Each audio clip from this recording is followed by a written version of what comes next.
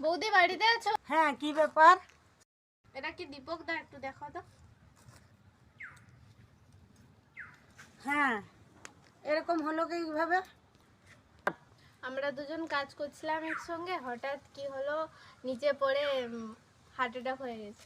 ওকে আমি এত দূর থেকে নিয়ে এসেছি, আর যত টাকা খরচা হয়েছে তত টাকা আমাকে দিয়ে দাও। 3 লাখ টাকা টোটাল খরচা হয়েছে, আমার 3 লাখ টাকা ফেরত দাও।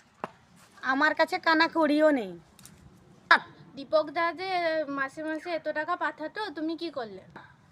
সব খরচা হয়েছে, এখন কানা কড়িও নেই।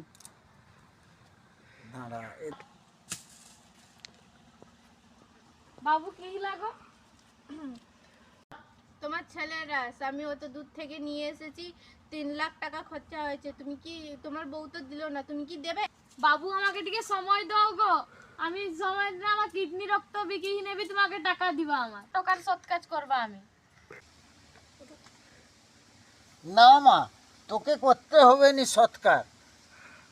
হ্যালো বন্ধুরা, ফ্যাক্টরি থেকে আসার সময় আমরা দুই বন্ধু যুক্তি করে এসেছিলাম যে বউ টাকাকে কতটা ভালোবাসে না আমাকে কতটা ভালোবাসে।